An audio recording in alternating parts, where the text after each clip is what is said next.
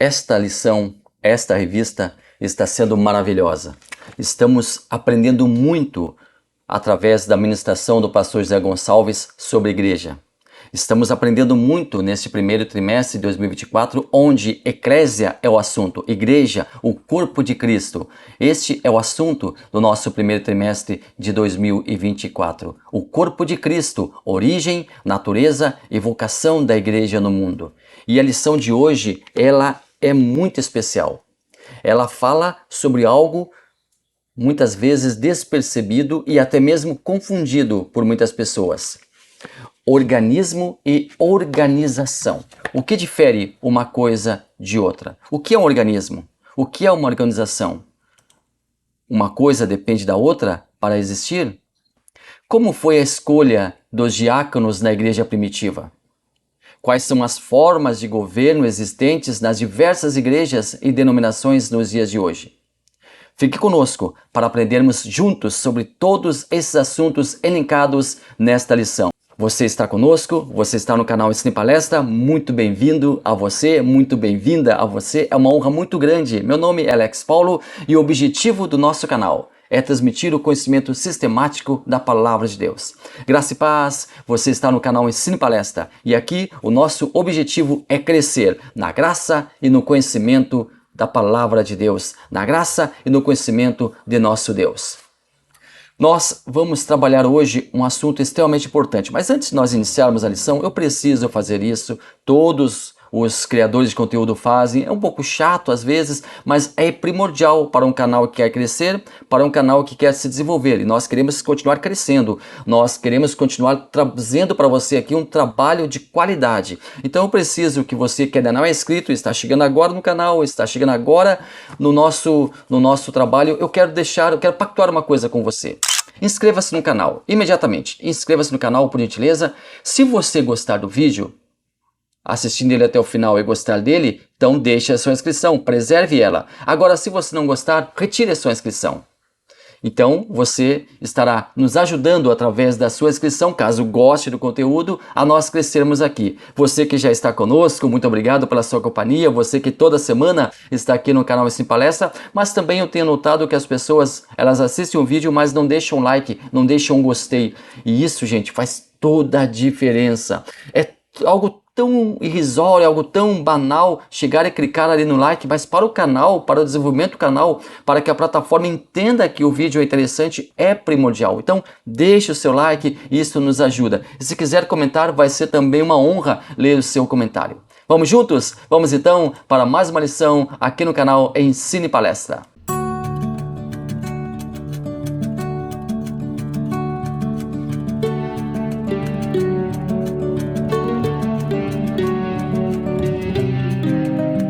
Lição número 6, Igreja, organismo e organização. O nosso texto áureo está lá no livro de Atos, capítulo 6, versículo 3. Escolhei, pois, irmãos, dentre vós, 7 varões de boa reputação, cheios do Espírito Santo e de sabedoria, aos quais constituamos sobre este importante negócio. Está lá em Atos, capítulo 6, versículo 3.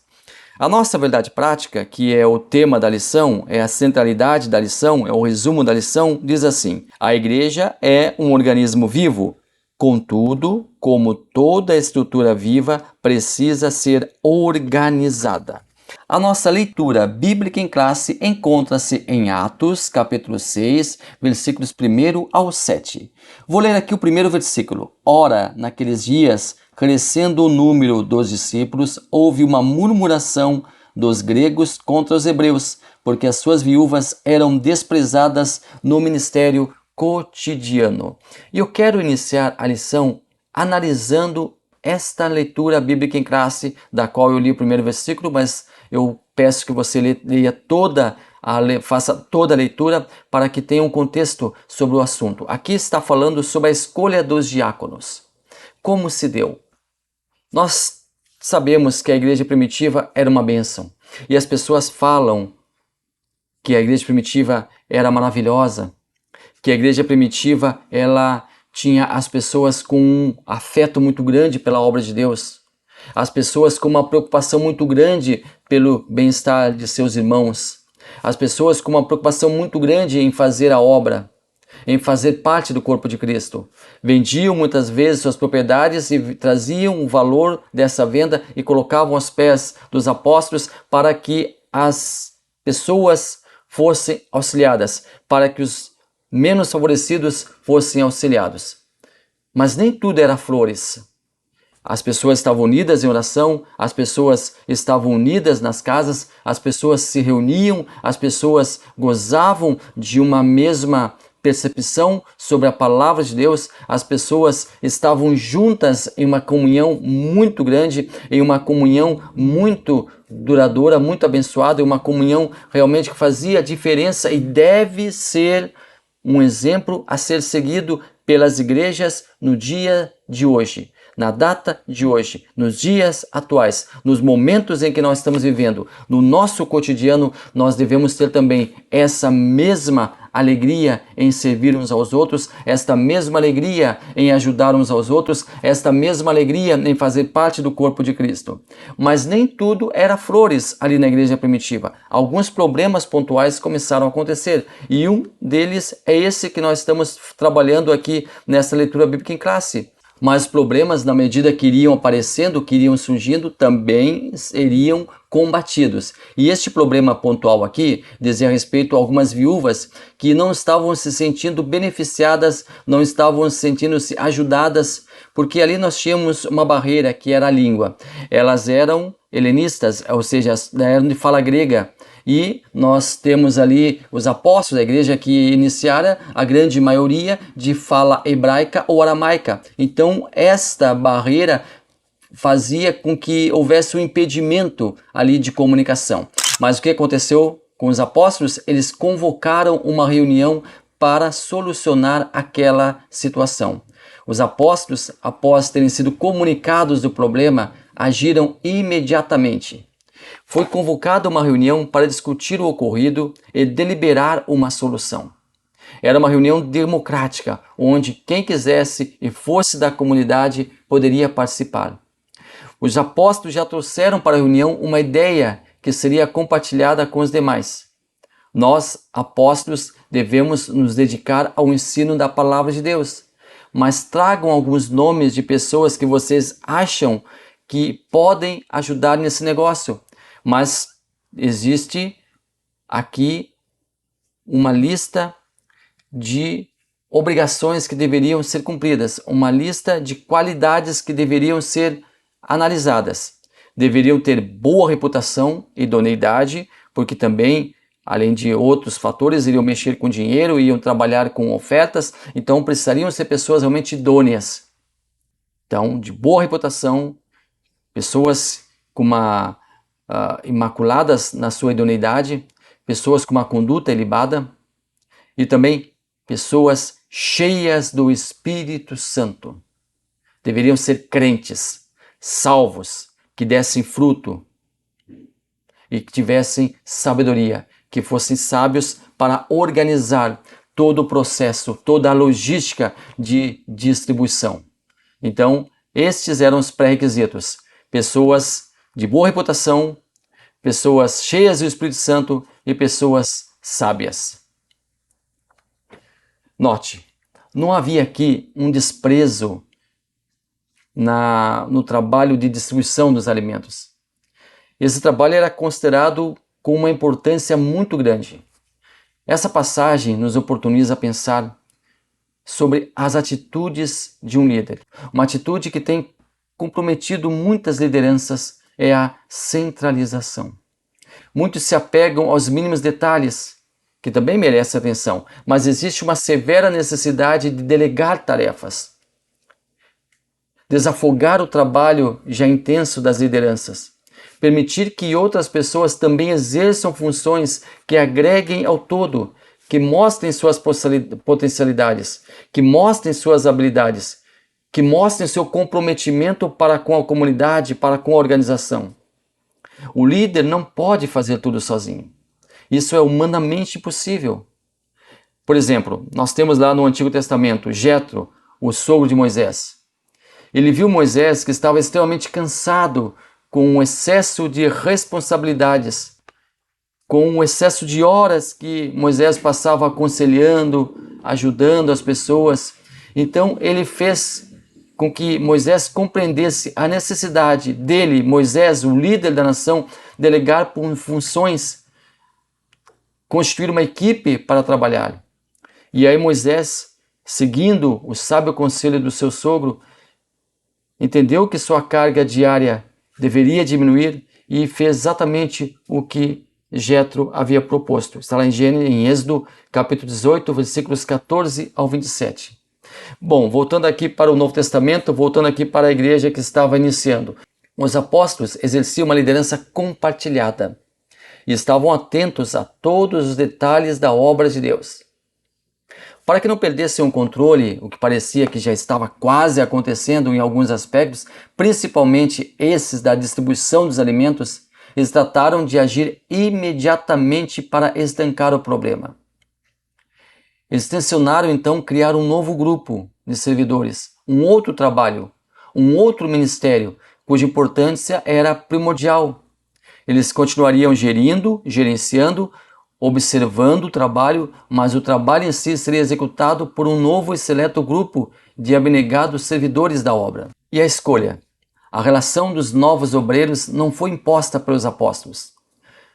Os discípulos presentes naquela reunião, as pessoas presentes naquela reunião, tiveram toda a liberdade para escolherem as pessoas que tinham os predicados ali impostos pelos apóstolos, os predicados exigidos pelos apóstolos, aquelas 3 qualidades: pessoas cheias de boa reputação, cheias do Espírito Santo e cheias de sabedoria. Essas eram as qualidades que as pessoas deveriam ser observadas nos nomes que trariam para os apóstolos. Então, eles tiveram liberdade para escolher as pessoas que reuniam aquelas qualidades requeridas pelos líderes da igreja. E aí vieram 7 homens respeitados, 7 homens cheios do Espírito Santo e 7 homens de sabedoria. Os seus nomes vieram trazidos para os apóstolos. 7 é um número muito representativo e significa perfeição, totalidade.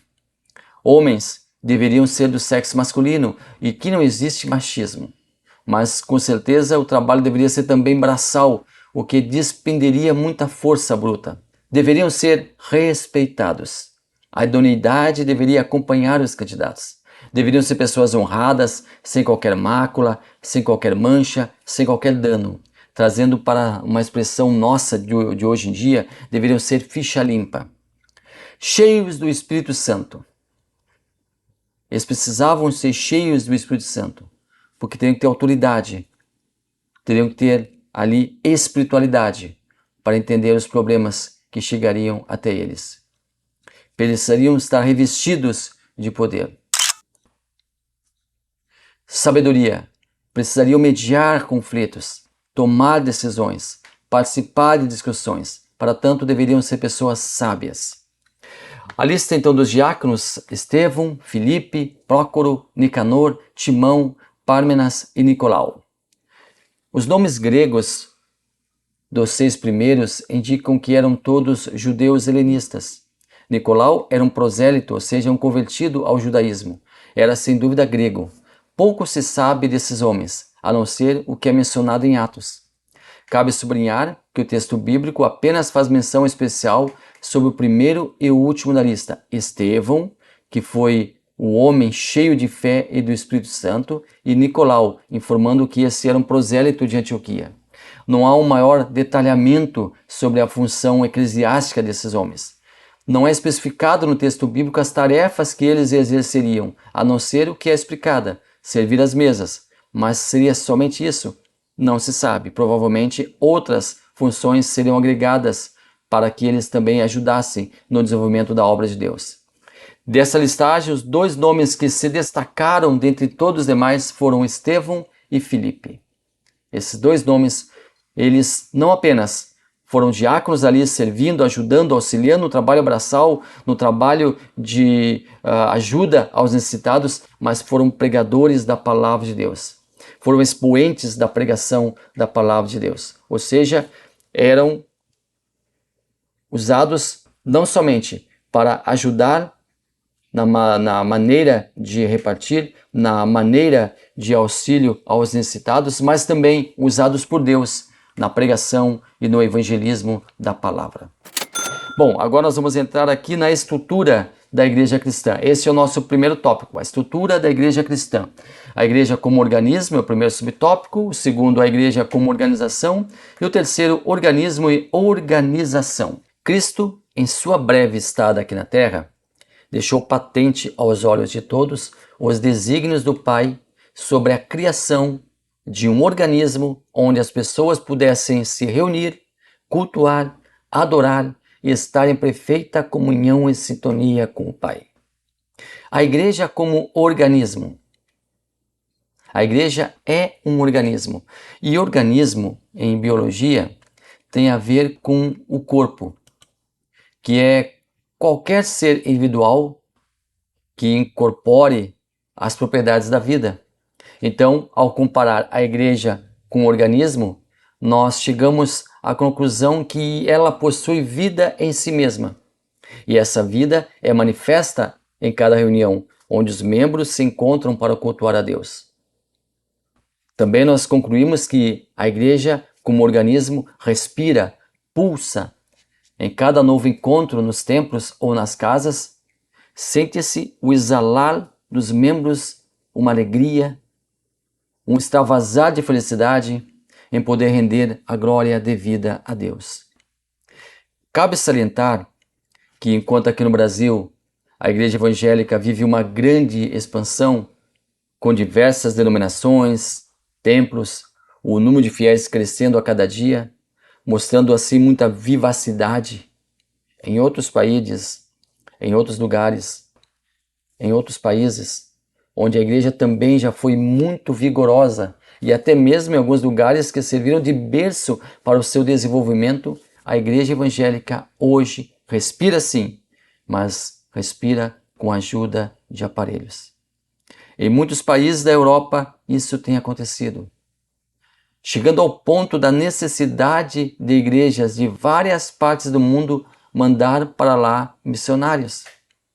De onde antes vinham os missionários importados de lá, hoje são exportados para esses países. A igreja como organização. Uma igreja que se preze deve ser organizada. O grande problema, na verdade, uma triste situação que ocorre, é que em muitos lugares alguém tem a brilhante ideia de inaugurar por conta própria uma igreja para si. Isso mesmo, para si. Inúmeros fatores o impulsionam a fazer isso. Mas o que se repete nesses casos é a ganância, o desejo de conseguir dinheiro fácil. E antes de continuar com esse exemplo, preciso pontuar que acredito que Deus chame homens e mulheres comprometidos com o reino para fazer a sua obra e até mesmo fundarem uma denominação, mas uma organização, uma instituição organizada, com todo o amparo legal, pessoas que querem fazer diferença em suas comunidades. Quero crer que esses sejam a maioria. Logo, o exemplo que estou montando aqui é uma solene exceção. Então, volto aqui a esse exemplo. O tal sujeito aluga um salão, enche de cadeiras de plástico, faz um púlpito de madeira, coloca um microfone acoplado a uma caixa de som, compra uma salva, isso aqui não pode faltar, a salva para coletar a oferta. Abre as portas e convida as pessoas a entrarem. Os incautos que adentram ao local não sabem quem é aquele líder ou pseudo-líder que ali está. Não sabem quem o comissionou para aquele serviço. A mando de quem ele está ali, à frente da plateia. Quem resolve frequentar as reuniões não sabe em que aquela igreja ou aquela dita igreja acredita. Qual a sua vertente teológica, qual a sua declaração de fé. Pois simplesmente não existe tal documentação, não existe tal regimento de fé. Em nenhum momento o pastor, bispo, apóstolo, seja lá como se denomina esse pseudo-líder, se preocupou em firmar as bases doutrinárias da igreja, que clandestinamente criou, pois também não se tem nenhum registro público ou formal daquele local. Infelizmente, é assim, com este triste exemplo como referência, que iniciam muitas denominações por aí, sem estrutura, sem documentação, sem teologia, sem rumo, como diria aquela música secular, sem lenço e sem documento. Uma igreja que se coloca como proclamadora do Evangelho, arauto da esperança, seguidora de Cristo, tem que se comportar como tal. Tem que se estruturar, se organizar, se dimensionar com uma instrução divina. No âmbito espiritual, portadora da verdade que é a palavra de Deus, mas não pode deixar de lado o seu aspecto físico. Sua parte invisível relaciona-se com Deus, enquanto sua parte visível se relaciona com o mundo à sua volta. Para uma igreja ter o respeito como instituição junto à sociedade, precisa ser relevante para ela. Ajudar na transformação de vidas que a ela acorrem, que a ela chegam. Para ser relevante para as autoridades humanas constituídas, precisa cumprir quesitos indispensáveis à sua existência como denominação. Alguns desses quesitos precisam ser registrados nos órgãos competentes, federal, estadual, municipal. Precisa ser legalmente constituída junto aos cartórios de registro, demais órgãos regulamentadores. Precisa ter um CNPJ, Cadastro Nacional de Pessoa Jurídica, identificando-a como uma pessoa jurídica. Precisa ter um amparo jurídico. Precisa ter um amparo financeiro. Precisa ter um amparo administrativo. Assim, a igreja será vista como casa de Deus, casa de oração e também como instituição amparada pela lei. A igreja necessariamente precisa cumprir os trâmites legais para não ter do que se envergonhar diante dos homens. Jamais envergonhar-se do Evangelho e jamais envergonhar-se das autoridades legais constituídas. Antes de nós continuarmos, eu gostaria que você assistisse a uma meditação que realizei, resumindo o tema organismo e organização. E nós já retornamos à nossa lição. A igreja como organismo e como organização. Organismo fala de vida, organismo fala de membros, organismo fala que nós, cada um, com as suas particularidades, com as suas individualidades, somos membros de um mesmo corpo, que é Cristo. Cristo, ele é um corpo que tem nós como os membros. Igreja, organismo, fala de vida. Igreja, organismo, fala de corpo. Igreja, organismo, fala que nós somos membros de um corpo. Membros ativos, membros importantes, membros com suas particularidades, membros com as suas individualidades, membros com características próprias. Cada membro é essencial no corpo. O corpo de Cristo conta com cada um de nós como membros. Por isso existe a palavra membresia, para definir aqueles que fazem parte da igreja. A igreja como organização. Organização diz respeito à estrutura, organização diz respeito a uma igreja que quer dar um bom testemunho, que quer fazer a coisa certa, que é inerente à própria igreja, fazer o que é correto.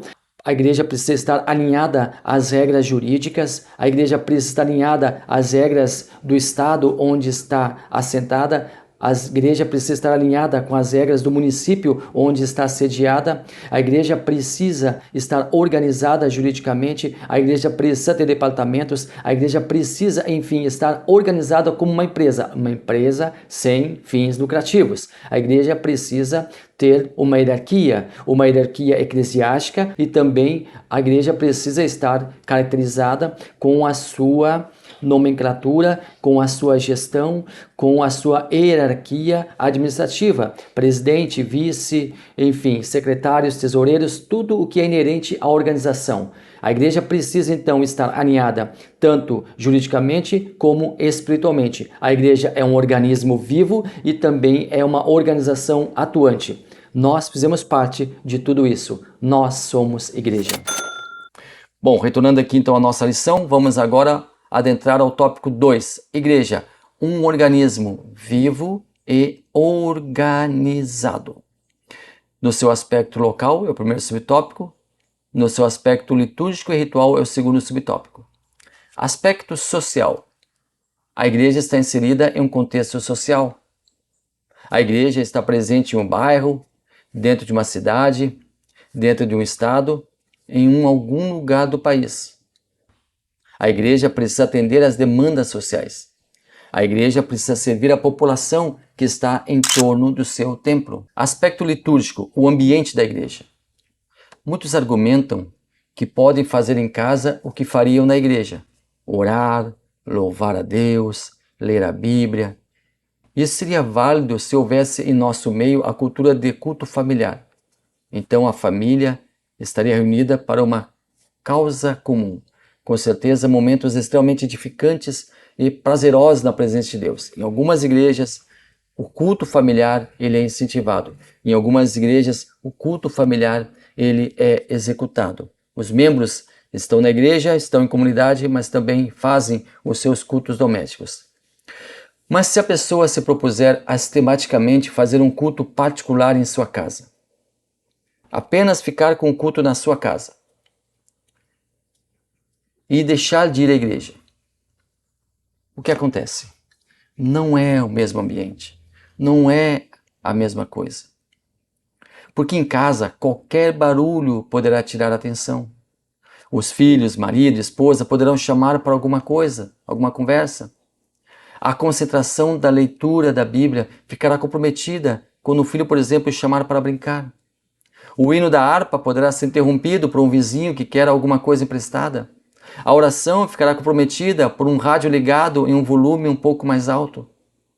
Na igreja, todos nós somos levados a ter momentos com Deus, independente dos ruídos externos. Ali existe uma concentração, ali existe um momento adequado, uma atmosfera propícia para uma comunhão, para uma integração entre os irmãos, para que nós possamos centrar o nosso pensamento em adorar a Deus. A sua atenção na igreja estará voltada somente para aquele momento, diferente de que pode ser na sua casa. E por falar contra a organização, por bater contra a organização, alguns grupos chamados desigrejados não querem saber de igreja. Então eles não querem fazer parte de um organismo, porque eles querem ser autônomos. Eles não querem fazer parte do corpo de Cristo, porque o corpo de Cristo tem muitos membros, e os membros encontram-se, os membros estão unidos. E uma igreja feita em casa, os chamados desigrejados, eles não são partes de um corpo. Eles estão destituídos do corpo. Eles são autônomos. Também não querem fazer parte de uma organização, também não querem fazer parte de um ambiente organizado, também não querem fazer parte de um ambiente estruturado. Não são organismo e também não são organização. É importantíssimo nós estarmos na casa de Deus.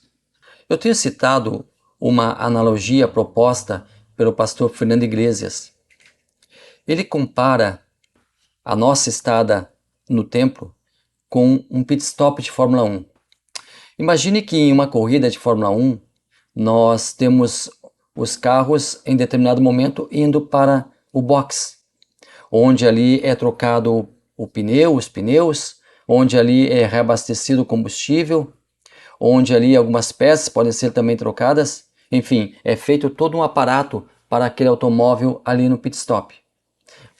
O estar no templo é nós estarmos em um pit stop, onde nós nos reabastecemos espiritualmente, onde nós nos capacitamos espiritualmente para sair daquele local, ir para a rua, voltar para o circuito das nossas vidas e continuar fazendo a obra de Deus.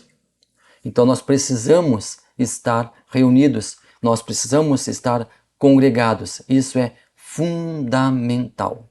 Porque uma pessoa que se diz desigrejada, ela nem sequer é igreja. Eu sozinho não sou igreja, você sozinho não é igreja, mas nós juntos somos igreja. Uma pessoa que está solitária na sua casa, ela não está sendo igreja. E nós precisamos ser igreja.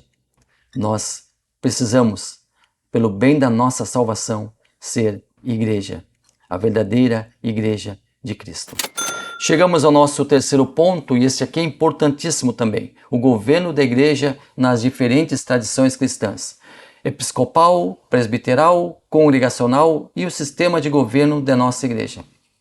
Existem fórmulas de governanças nas instituições evangélicas e a isso nós chamamos de governo eclesiástico.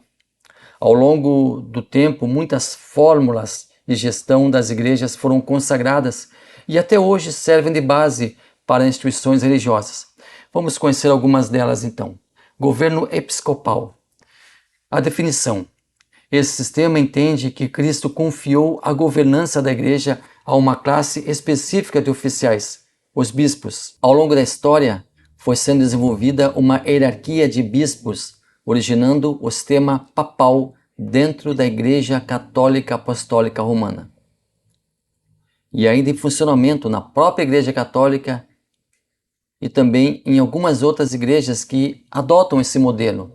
Então, o modelo episcopal ele é adotado pela Igreja Católica, mas também pela Igreja Anglicana, que está ali na Inglaterra, pela Igreja Metodista, pela Igreja do Evangelho Quadrangular, onde um bispo é regente de determinada região, e também pela Igreja Assembleia de Deus Ministério Madureira, que passou a ser regida por um colegiado de bispos. Governo presbiteral. Os presbíteros, que também podem ser chamados de anciões, e antes, em algumas denominações, existia a figura do ancião. Depois ela foi substituída pela figura do bispo. Depois foi substituída pela figura do presbítero. Em algumas igrejas ainda existe a figura do ancião. Por exemplo, a Igreja Adventista Sétimo Dia ainda guarda, ainda preserva essa nomenclatura, ancião. Então, aqui no governo presbiteral, os presbíteros, que também podem ser chamados de anciões, são eleitos para comporem um conselho. E o conselho constituído conduz a igreja local.